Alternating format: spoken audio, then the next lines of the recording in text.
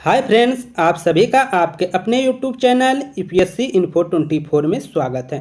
तो दोस्तों, हम उम्मीद करते हैं कि आप सभी लोग स्वस्थ होंगे और खुश होंगे। फ्रेंड्स, ये जो वीडियो है ये पीजीटी नागरिक शास्त्र का भाग 96 है। तो अगर आप टीजीटी, पीजीटी, एलटी ग्रेड और जीआईसी की तैयारी कर रहे हैं और सीरियस हैं तो ये वीडियो आपके लिए है।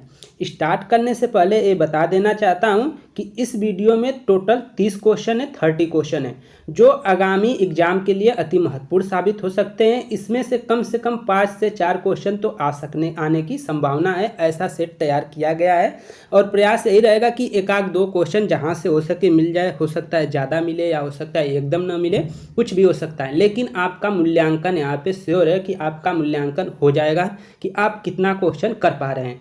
तो अपने आप को पहचानिए और वीडियो के अंत तक बने रहिए और देखिए कि आप 30 में से कितने क्वेश्चन कर पा रहे हैं। क्या आप हवा में तो नहीं हैं? आपका प्रैक्टिस जो चल रहा है, तैयारी चल रही है, वो अच्छे दिशा में चल रही है। इसको जानना है तो वीडियो के अंत तक बने रहिए और अपने क्षमता को पहचानिए। देखिए कि आप 30 में से 25 क्वेश्चन कर पा रहे हैं कि हवा में उड़ रहे हैं। तो हवा में न उड़ें और अपने क्षमता को पहचानिए। देखिए, आज का पहला नंबर क्वेश्चन 71 नंबर से शुरू हो रहा है। क्वेश्चन है फ्रेंड्स, प्रोफेसर मर्टन, प्रोफेसर सेल्जनिक तथा प्रोफेसर गोल्डनर द्वारा प्रतिपादित ब्यूरोक्रेटिक्स मॉडल में क्या समानता है? ऑप्शन 1 है ए, सिद्धांतों की एक श्रेणी है। ऑप्शन बी है, तीनों द्वारा एक ही मॉडल पर बल दिया गया है। ऑप्शन सी है, तीनों द्वारा एक साथ अध्ययन करना। ऑप्शन डी है, उपयुक्त सभी तथ्य सही हैं। तो आंसर जो हो जाएगा दोस्तों 71 का ए सही हो जाएगा। 71 का आंसर क्या हो जाएगा? ए सही हो जाएगा। ठीक है, सिद्धांतों की एक श्रेणी है। प्रोफेसर मर्टन, प्रोफेसर सेल्जनिक तथा प्रोफेसर गोल्डनर द्वारा प्रतिपादित ब्यूरोक्रेटिक्स मॉडल में क्या समानता है? तो आंसर हो जाएगा सिद्धांतों की एक श्रेणी है, यही समानता है। आगे देखते हैं 72 number question. Professor max weber ने निम्नलिखित दो बातों में कुछ पाया है। प्रोफेसर मैक्स वेबर ने निम्नलिखित दो बातों में कुछ पाया है। तो वो कौन सी दो बातें हैं? पहला है ए है प्रजातंत्रीकरण, बी है नौकरशाही। अब बताना है आपको कि बताइए नौकरशाही से इसकी तथ्यात्मकता क्या है। नौकरशाही से प्रजातांत्रिकरण कैसे जुड़ा है, क्या तथ्यात्मकता है, ये आपको बताना है। ए ऑप्शन कह रहा है ए एक दूसरे से संबंधित है, मतलब प्रजातांत्रिकरण और नौकरशाही एक दूसरे से संबंधित है, ये कह रहा है। बी कह रहा है दोनों घनिष्ठ रूप से संबंधित है। और सी कह रहा है कि प्रजातंत्रीकरण के फलस्वरूप नौकरशाही का विकास हुआ। डी है उपयुक्त सभी सही हैं। तो आंसर जो हो जाएगा डी सही हो जाएगा दोस्तों, उपयुक्त सभी सही हैं। अगला क्वेश्चन देखते हैं 73 नंबर। नौकरशाही एक ऐसी बुराई है जो अच्छे प्रबंध में ... उत्पन्न करती है। नौकरशाही एक ऐसी बुराई है जो अच्छे प्रबंध में उत्पन्न करती है। क्या उत्पन्न करती है वो आपको भरना है इसमें। ए असामंजस्य, बी अवरोध, सी समन्वय, डी उपयुक्त सभी। तो आंसर जो जाएगा दोस्तों बी के साथ जाएगा, अवरोध उत्पन्न करती है। नौकरशाही एक ऐसी बुराई है जो अच्छे प्रबंध में अवरोध उत्पन्न करती है, ऐसा है बी। आंसर क्या है? बी है। अगला देखते हैं 74 नंबर। किस लेखक ने राजनीतिक विकास का द्वंद्वात्मक सिद्धांत प्रस्तुत किया है? कौन सा सिद्धांत प्रस्तुत किया है? तो राजनीतिक विकास का द्वंद्वात्मक सिद्धांत किसने प्रस्तुत किया है, ये आपको बताना है। ऑप्शन ए है FW रिंग्स ने। ऑप्शन बी है आमंड व पावेल ने। ऑप्शन सी है लुसियान पाई ने। और ऑप्शन डी है फाइनर ने। तो आंसर जो जाएगा 74 का ए के साथ जाएगा दोस्तों। ठीक है, 74 का ए FW रिंग्स ने। FW रिंग्स ने राजनीतिक विकास का द्वंद्वात्मक सिद्धांत प्रस्तुत किया है। ऑप्शन ए सही हो जाएगा।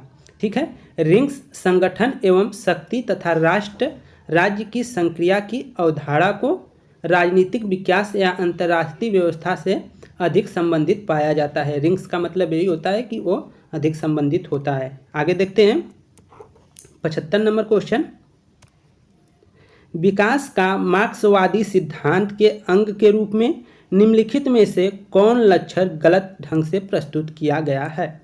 विकास का मार्क्सवादी सिद्धांत के अंग के रूप में निम्नलिखित में से कौन सा लक्षण गलत ढंग से प्रस्तुत किया गया है।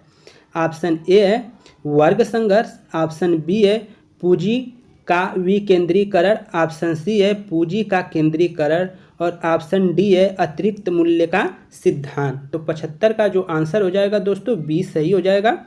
75 का बी, पूंजी का विकेंद्रीकरण। क्वेश्चन था विकास का मार्क्सवादी सिद्धांत के अंग के रूप में निम्नलिखित में से कौन सा लक्षण गलत ढंग से प्रस्तुत किया गया है, तो वो हो जाएगा पूंजी का विकेंद्रीकरण को गलत ढंग से प्रस्तुत किया गया है, जबकि सभी को सही, वर्ग संघर्ष भी है, पूंजी का केंद्रीकरण भी है, अतिरिक्त मूल्य का सिद्धांत, ये सब तीनों मार्क्सवादी सिद्धांत के अंग है। आगे देखते हैं 76 नंबर क्वेश्चन, बहुत ही इंपॉर्टेंट क्वेश्चन है। रिंग के संगठन व शक्ति तथा राष्ट्र की सक्रिया की अवधारणाओं को किसने अधिक संबंधित माना है। रिंग्स ने संगठन व शक्ति तथा राष्ट्र राज्य की संक्रिया की अवधारणाओं को किसने अधिक संबंधित माना है। तो ऑप्शन ए है अंतर्राष्ट्रीय विकास से, ऑप्शन बी है राष्ट्रीय आय से, ऑप्शन सी है राष्ट्रीय व्यक्ति से, ऑप्शन डी है प्रतिनिधित्व से। ऑप्शन डी क्या है, प्रतिनिधित्व से। तो ऑप्शन जो 76 का ए सही हो जाएगा, राष्ट्रीय विकास से। राष्ट्रीय विकास से आंसर सही हो जाएगा। रिंग्स ने संगठन व शक्ति तथा राष्ट्र राज्य की संक्रिया की अवधारणाओं को किसने अधिक संबंधित माना है, तो वो हो जाएगा अंतर्राष्ट्रीय विकास से। आगे देखते हैं 77 नंबर क्वेश्चन। आमंड और पावेल ने राजनीतिक विकास से संबंधित 4 समस्याओं का उल्लेख किया है, इनमें से कौन सी एक नहीं है। ऑप्शन ए है राज्य निर्माण, ऑप्शन बी है राष्ट्र निर्माण, ऑप्शन सी है सहभागिता, ऑप्शन डी है अनुकूलन क्षमता। तो 77 का जो दोस्तों हो जाएगा वह डी सही हो जाएगा, अनुकूलन क्षमता। क्वेश्चन क्या था, आमंड और पावेल ने राजनीतिक विकास से संबंधित 4 समस्याओं का उल्लेख किया है, इनमें से कौन एक नहीं है ये बताना था, तो वो कौन सा है, अनुकूलन क्षमता। ठीक है, बाकी के तीनों उसके 4 समस्याओं में हैं, तीनों के जो है राज्य निर्माण, राष्ट्र निर्माण, सहभागिता। आगे देखते हैं 78 नंबर। आर्थिक परिपक्वता का सिद्धांत निम्नलिखित में से किसके साथ जुड़ा है। आर्थिक परिपक्वता का सिद्धांत निम्नलिखित में से किसके साथ जुड़ा है। ऑप्शन ए किंग्स से, माल्थस से, हैंसन से, रिकार्डो से। तो 78 का दोस्तों जो हो जाएगा वह सी सही हो जाएगा, 78 का सी, हैंसन से जुड़ा है आर्थिक परिपक्वता का सिद्धांत, सी, 78 का सी। आगे देखते हैं 79 नंबर क्वेश्चन। शुम्पीटर के नाम से विकास का कौन सा सिद्धांत जुड़ा है। शुम्पीटर के नाम से विकास का कौन सा सिद्धांत जुड़ा है।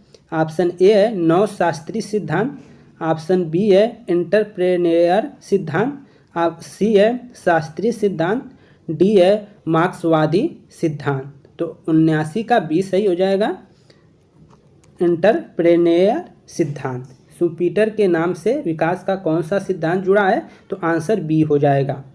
आगे देखिए 80 नंबर क्वेश्चन। आर्थिक मैच्योरिटी के सिद्धांत का उपयोग हैंसन ने किन समस्याओं के परीक्षण के लिए किया। आर्थिक मैच्योरिटी के सिद्धांत का उपयोग हैंसन ने किस समस्या के परीक्षण के लिए किया है। ऑप्शन ए है प्रथम विश्व युद्ध से उत्पन्न आर्थिक कठिनाइयों के अध्ययन हेतु, ऑप्शन बी है द्वितीय विश्व युद्ध से उत्पन्न आर्थिक संकट के अध्ययन हेतु, ऑप्शन सी है तीसरे दशक के आर्थिक संकट के परीक्षण हेतु और ऑप्शन डी है 8वें दशक के आर्थिक संकट के परीक्षण हेतु। तो आंसर जो 80 का हो जाएगा वो 80 हो जाएगा दोस्तों, तीसरे दशक के आर्थिक संकट के परीक्षण हेतु। आर्थिक मैच्योरिटी के सिद्धांत का उपयोग हैंसन ने किन समस्याओं के परीक्षण के लिए किया था, तो आंसर हो जाएगा तीसरे दशक के आर्थिक संकट के परीक्षण हेतु उसने आर्थिक मैच्योरिटी के सिद्धांत का उपयोग किया था। आर्थिक मैच्योरिटी सिद्धांत का उपयोग तीसरे दशक के आर्थिक संकट के परीक्षण हेतु हेंसन द्वारा किया गया था। ऑप्शन 3 सही है, सी सही है। तो फ्रेंड्स 81 नंबर क्वेश्चन देखते हैं। क्वेश्चन है 1878 में राजमुंद्री सोशल रिफॉर्म एसोसिएशन की स्थापना किसने की थी? 1878 में राजमुंद्री सोशल रिफॉर्म एसोसिएशन की स्थापना किसने की थी?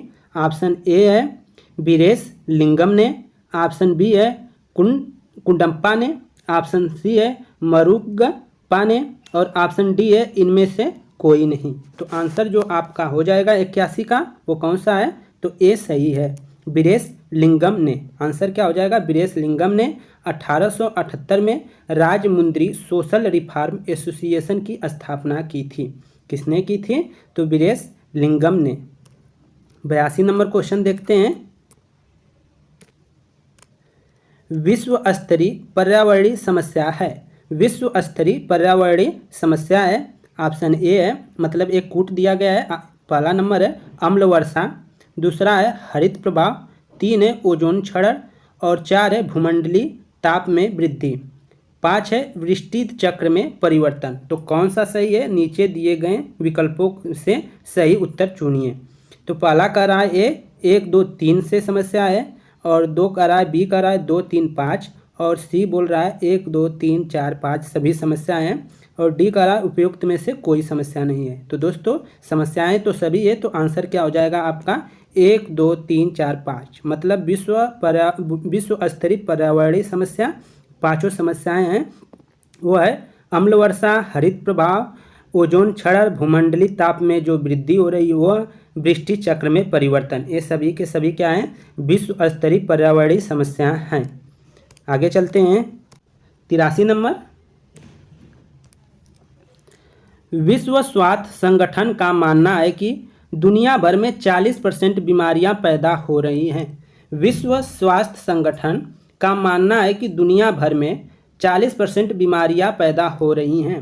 ऑप्शन ए है पर्यावरण के नष्ट होने से, ऑप्शन बी है पानी और हवा के प्रदूषण से, ऑप्शन सी है उक्त ए और बी दोनों से, ऑप्शन डी है उपयुक्त में से किसी से नहीं। तो आंसर जो हो जाएगा आपका सी सही हो जाएगा, ए और बी दोनों से। ऑप्शन आपका सी सही हो जाएगा, ए और बी दोनों से बीमारियां हो रही है 40%। अगला क्वेश्चन है 84 नंबर। बारदोली सत्याग्रह के बाद जो जांच की गई उसके बाद भू राजस्व 22% से घटाकर कितने प्रतिशत कर दिया गया? ऑप्शन ए है 10%, ऑप्शन बी है 6%, ऑप्शन सी है 4%, ऑप्शन डी है 5%। तो आंसर जो हो जाएगा 6% हो जाएगा दोस्तों। जो बारदोली सत्याग्रह हुआ था उसी सत्याग्रह में सरदार वल्लभ भाई को सरदार की उपाधि बारदोली की महिलाओं द्वारा दी गई थी। उसी समय क्या है, भू राजस्व जो था 22% उसको घटाकर कितना कर दिया गया था? 6% कर दिया गया था। ऑप्शन बी सही है। 85 नंबर क्वेश्चन देखते हैं। एका आंदोलन के नेता कौन थे जो कि उत्तर प्रदेश में शुरू किया गया? एका आंदोलन जो उत्तर प्रदेश में शुरू किया गया था उसके नेता कौन थे, ये आपको बताना है। ऑप्शन ए है सहजानंद सरस्वती, ऑप्शन बी है गांधी जी, ऑप्शन सी है जयप्रकाश नारायण और ऑप्शन डी है बाबा रामचंद्र। तो आंसर जो हो जाएगा आपका डी सही हो जाएगा, बाबा रामचंद्र। ठीक है। अगला क्वेश्चन है 86 नंबर। पावना कृषक विद्रोह को किस समाचार पत्र ने जमींदारी समर्थन होने के कारण किसानों की सीमित मांगों को विरोध करते थे? पावना कृषक विद्रोह को किस समाचार पत्र ने जमींदार समर्थन होने के कारण किसानों की सीमित मांगों का विरोध करते थे? ऑप्शन ए है हिंदू पैट्रियट, ऑप्शन बी है आनंद बाजार पत्रिका और ऑप्शन सी है उपयुक्त ए और बी दोनों, ऑप्शन डी है इनमें से कोई नहीं। तो 86 का जो आंसर होगा दोस्तों वह आपका सी सही हो जाएगा, ए और बी दोनों। अगला क्वेश्चन है 87 नंबर। राजस्थान में तरुण भारत नामक गैर सरकारी संगठन किस दिशा में कार्य कर रहा है? राजस्थान में तरुण भारत नामक गैर सरकारी संगठन किस दिशा में कार्य कर रहा है? ऑप्शन ए है जन संरक्षण में, ऑप्शन बी है सामाजिक विकास में, ऑप्शन सी है आर्थिक विकास में, ऑप्शन डी है उपयुक्त में से कोई नहीं। तो आंसर जो हो जाएगा दोस्तों ए सही हो जाएगा, जल संरक्षण में। राजस्थान में तरुण भारत नामक गैर सरकारी संगठन जल संरक्षण दिशा में कार्य कर रहा है। ठीक है, अगला क्वेश्चन 88 नंबर है, किस लोकसभा के चुनाव में सर्वप्रथम सभी चुनाव क्षेत्रों में इलेक्ट्रॉनिक वोटिंग मशीन के प्रयोग द्वारा मतदान संपन्न हुआ? ऑप्शन ए है 12वीं लोकसभा में, ऑप्शन बी है 13वीं लोकसभा में, ऑप्शन सी है 14वीं लोकसभा में, ऑप्शन डी है अभी किसी में भी नहीं। तो आंसर जो हो जाएगा सी सही हो जाएगा, 14वीं लोकसभा में। 14वीं लोकसभा के चुनाव में सर्वप्रथम सभी चुनाव क्षेत्रों में इलेक्ट्रॉनिक वोटिंग मशीन ईवीएम का प्रयोग किया गया था, उसके द्वारा मतदान हुआ था 14वीं लोकसभा में। अगला क्वेश्चन देखते हैं 89 नंबर, अंतर्राष्ट्रीयवाद ऐसी भावना है कि व्यक्ति अपने राज्य का ही नहीं बल्कि विश्व का एक नागरिक है। यह कथन किसका है? ऑप्शन ए है गोल्ड स्मिथ का, ऑप्शन बी है जोसेफ का, ऑप्शन सी है कांट का, ऑप्शन डी है इनमें से किसी का भी नहीं। तो ऑप्शन जो 89 है दोस्तों वह ए सही हो जाएगा, गोल्ड स्मिथ का। जो 89 है वह आंसर हो जाएगा गोल्ड स्मिथ।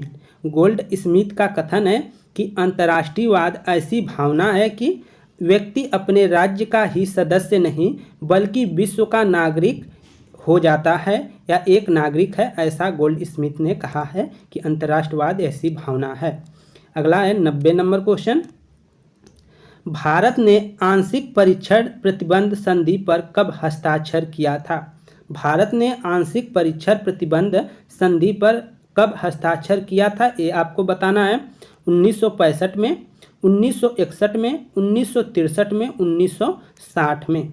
तो दोस्तों जो आंसर हो जाएगा इसका 90 का आपका डी सही हो जाएगा। 90 का डी 1963 में। ऑप्शन ऊपर नीचे हो गए हैं तो 1963 हो जाएगा दोस्तों, ये ध्यान रखेंगे।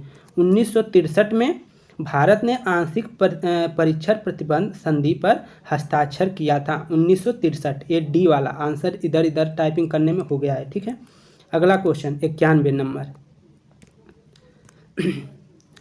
पॉल्यूशन एक्ट इंटरनेशनल के आंकड़ों के अनुसार विश्व का सबसे अधिक प्रदूषित फैलाने वाला देश है। पॉल्यूशन एक्शन इंटरनेशनल के आंकड़ों के अनुसार विश्व का सबसे अधिक प्रदूषण फैलाने वाला देश कौन सा है? ऑप्शन एक है संयुक्त अरब अमीरात, बी है अमेरिका, सी है फ्रांस, डी है ब्रिटेन। तो 91 का जो आंसर हो जाएगा दोस्तों वो ए सही हो जाएगा, संयुक्त अरब अमीरात। ठीक है, आप इस समय का भी देख लीजिएगा, करंट में भी कभी कभी चीन भी ऑप्शन में रहता है। अगला क्वेश्चन है, विश्व आर्थिक मंच ने भारत के किस शहर को विश्व में 6 बड़े व्यापारिक बैंकों की सूची में शामिल किया है? विश्व आर्थिक मंच ने भारत के किस शहर को विश्व के 6 बड़े व्यापारिक बैंकों की सूची में शामिल किया है? ऑप्शन ए है दिल्ली, बी है कोलकाता, सी है बेंगलोर, डी है मुंबई। तो आंसर जो हो जाएगा 92 का दोस्तों वह डी सही हो जाएगा, मुंबई। ऑप्शन क्या हो जाएगा? डी मुंबई सही हो जाएगा। आगे देखते हैं 93 नंबर, बहुत ही इंपॉर्टेंट क्वेश्चन है। भारत में पंचायती राज व्यवस्था का प्रारंभ किस समिति की संस्तुति के आधार पर किया गया?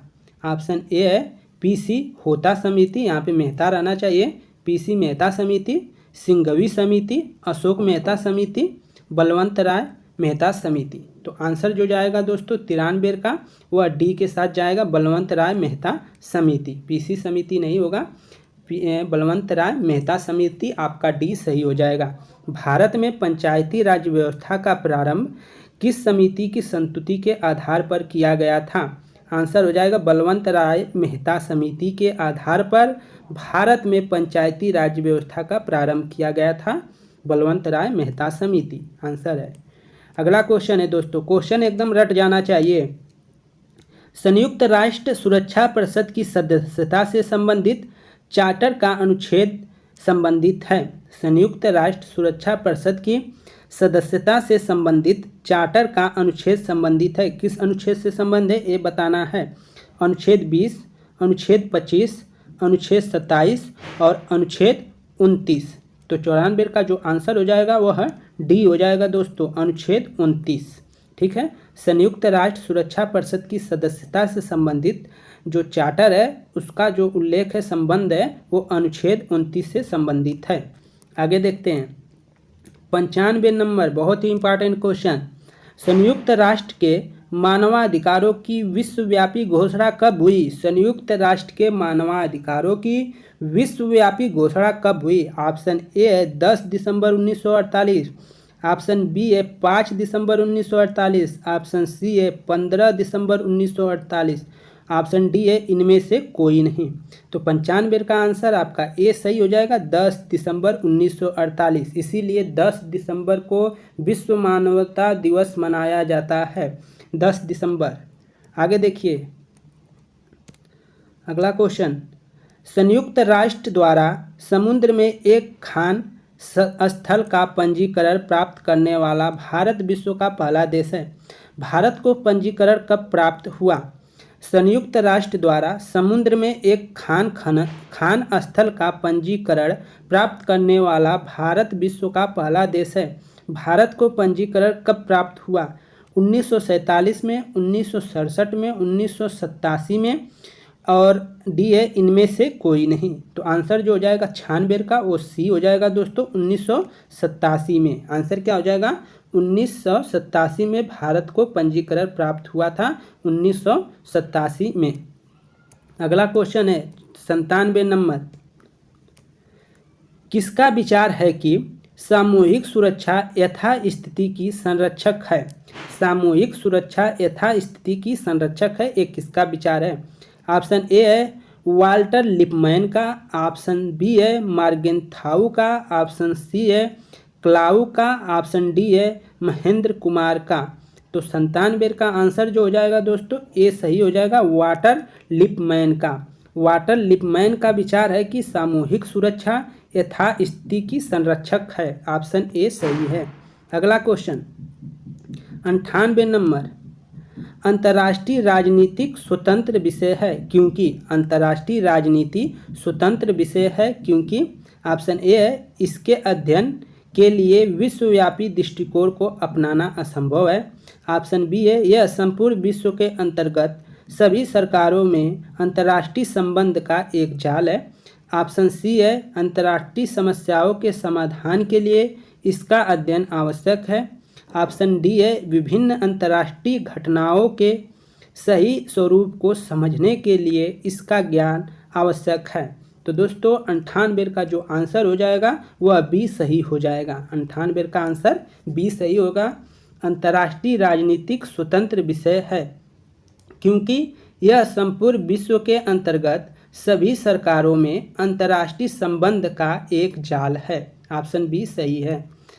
99 क्वेश्चन देखते हैं। आज अंतिम रूप से उन परिस्थितियों का अंत हो रहा है जिन्होंने 19वीं शताब्दी की व्यवस्था को संभव बनाया था। यह कथन किसका है? कथन क्या है कि आज क्वेश्चन है 99, आज अंतिम रूप से उन परिस्थितियों का अंत हो रहा है जिन्होंने 19वीं शताब्दी की व्यवस्था को संभव बनाया था। यह कथन किसका है? ऑप्शन ए है थॉमस पेन का, ऑप्शन बी है E.H. कार का, ऑप्शन सी है J.W. बर्टन का, ऑप्शन डी है क्विंसी राइट का। तो 99 का जो आंसर होगा दोस्तों वह बी सही हो जाएगा, E.H. कार का। E.H. कार ने एक पुस्तक लिखी है इतिहास क्या है, इनका ये नाम भी याद रखिएगा। E.H. कार ने एक पुस्तक लिखी है, उस पुस्तक का नाम ये है कि इतिहास क्या है। इतिहास क्या है ये इनकी पुस्तक है, शोध से संबंधित एक पुस्तक है इतिहास क्या है। ये किसकी पुस्तक है? तो ये E.H. कार की पुस्तक है और इन्होंने ही इस वाक्य को कहा है। आगे चलते हैं 100 नंबर। आखिरी क्वेश्चन है फ्रेंड्स, आप कमेंट कर जरूर बताइएगा कि आप कितना क्वेश्चन किए हैं सही। थोड़ा कमेंट करिए, इससे हम मोटिवेट रहेंगे दोस्तों, और हम मोटिवेट रहेंगे तो आपको इतना प्रैक्टिस सेट करा देंगे ना कि आप कहेंगे कि वाह क्या बात है, मज़ा आ गया। प्रैक्टिस सेट तो इतना कराएंगे, कम से कम हम 1 से 2000, 4000, 5000 जितना हो सके पेपर आने तक हम बहुत क्वेश्चन करा देंगे आपको। ठीक है, कम से कम 4-5 हज़ार का तो लक्ष्य है कि आपको हर मतलब चाहे वो किसी भी कंपटीशन बुक का हो, आपका हर कंपटीशन बुक से क्वेश्चन आने वाले जो भी एग्ज़ाम है अभी तक के हुए हैं, पीजीटी के सब करा दिए गए हैं, कुछ ही बाकी रह गए हैं। अब आपका टीजीटी भी इसमें आ रहा है, पीजीटी को पहले रख कर कराया गया था, अब टीजीटी को भी टारगेट किया जाएगा, जीआईसी को टारगेट किया जाएगा। जो आपको असिस्टेंट प्रोफेसर तक की जो वैकेंसियाँ हुई हैं उनका पेपर भी आपको कराया जाएगा और उनके लेवल का क्वेश्चन ही कराया जाता है, तो आप इसको ध्यान में रखें। आखिरी क्वेश्चन है और इसका देखिए आप आंसर सही कर पाते हैं कि नहीं। 100 नंबर, 1945 तक अंतर्राष्ट्रीय राजनीति के स्वायत्त विषय के रूप में उदय की क्या स्थिति थी। क्वेश्चन एक बार दोबारा सुन लीजिए। 1945 तक अंतर्राष्ट्रीय राजनीति के स्वायत्त विषय के रूप में उदय की क्या स्थिति थी, ये आपको बताना है। ऑप्शन ए है यह स्वतंत्र विषय नहीं बन पाया था। ऑप्शन बी है यह स्वतंत्र विषय का रूप धारण कर चुका था। ऑप्शन सी है इसने स्वतंत्र विषय बनने का प्रयास नहीं किया था। ऑप्शन डी है उपयुक्त में से कोई नहीं, उपयुक्त में से कोई नहीं। तो आंसर 100 का जो दोस्तों है बी सही हो जाएगा। यह स्वतंत्र विषय का रूप धारण कर चुका था 1945 तक। 1945 तक अंतर्राष्ट्रीय राजनीति के स्वायत्त विषय के रूप में उदय की क्या स्थिति थी। तो अंतर्राष्ट्रीय जो राजनीति है उसका विषय के रूप में यह रूप मतलब यह स्वतंत्र विषय का रूप धारण कर चुका था 1945 तक। ऑप्शन बी सही है। फ्रेंड्स, तो इस तरह आपका ये टोटल 30 क्वेश्चन समाप्त होते हैं यहीं पे। हम उम्मीद करते हैं कि हमारे द्वारा जो ये प्रयास किया गया है ये आप लोग को पसंद आया होगा। दोस्तों, अगर वीडियो आपको थोड़ा भी पसंद आई है तो प्लीज़ वीडियो को लाइक कर दें और चैनल पे नए हैं तो प्लीज़ चैनल को सब्सक्राइब कर लें, क्योंकि आप पैसा देकर भी इतना अच्छा प्रैक्टिस सेट नहीं पा पाएंगे, ये हमारी गारंटी है। तो आप अगर प्रैक्टिस सेट करना चाहते हैं तो आप करते रहिए, क्योंकि 30 मिनट में ही आपको 30 क्वेश्चन, 30 मिनट में 30 क्वेश्चन, हम क्वेश्चन को 1 मिनट से ज़्यादा नहीं रखते हैं, मुश्किल से वो 10-30 से 40 सेकंड रखते हैं। तो दोस्तों, इसी तरह अच्छे तथ्य पाने के लिए, एथेंटिक तथ्य पाने के लिए और आपको एक विश्वास दिलाना चाहता हूँ कि आपको अच्छा प्रैक्टिस सेट कराया जाएगा सभी विषय का।